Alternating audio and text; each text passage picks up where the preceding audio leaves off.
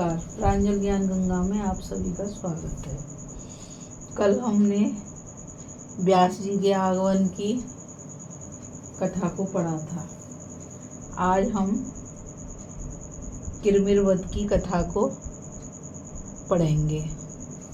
तो चलिए कथा शुरू करते हैं, जो कि इस प्रकार है।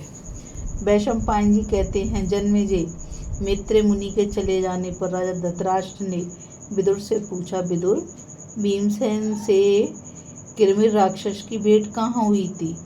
तुम मुझे किरमिर वध की कथा सुनाओ। विदुर जी ने कहा, राजन, पांडवों के सभी काम अलौकिक हैं। मुझे तो बार बार उन्हें सुनने का अवसर मिलता है। राजन, जिस समय पांडव जुए में हारकर वनवास के लिए हस्तिनापुर से रवाना हुए, उस समय लगातार 3 दिन तक चलते ही रहे। जिस मार्ग में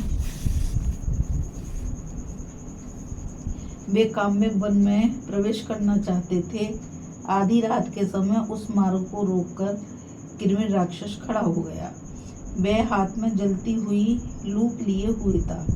भुजाएं लंबी थीं और डाढ़ें भयंकर, आंखें लाल लाल, सिर के खड़े खड़े बाल मानो आग की लपटें हों।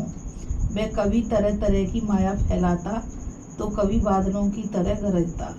उसकी गर्जना से सारे वन पशु भयभीत होकर खलबला उठे। आंधी चलने लगी,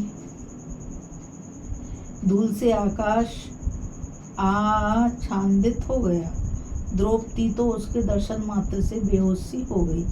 उसकी यह चाल देखकर पुरोहित धौम्य ने रक्षोघ्न मंत्र का पाठ करके राक्षसी माया नष्ट कर दी। उसी समय किरमिर राक्षस भयावने भेष में पांडवों के सामने आकर खड़ा हो गया।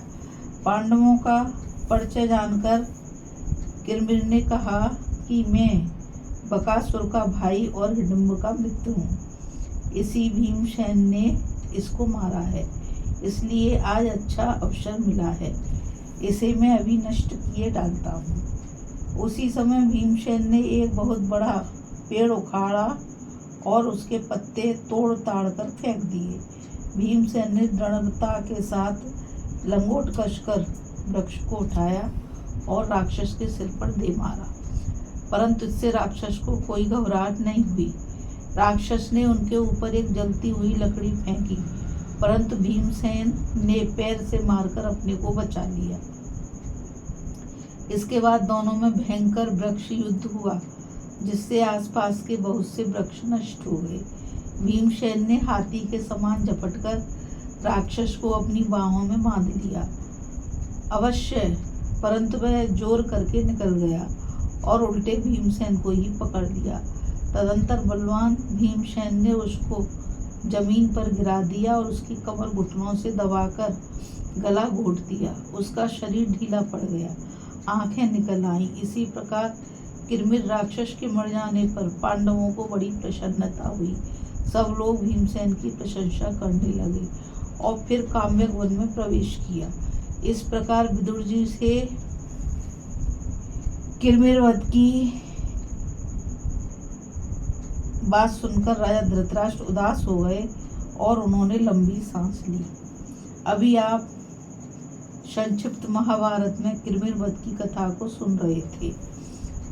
कल हम भगवान श्री कृष्ण आदि का काम्य वन में आगमन, उनके साथ पांडवों की बातचीत और उनका वापस लौटना आदि की कथा को पढ़ेंगे। इस कथा में बस इतना ही। कल फिर मिलते हैं एक नई कथा के साथ। मुझ गीता रावत को आज्ञा दीजिए। राधे राधे। जय श्री कृष्णा। नमस्कार।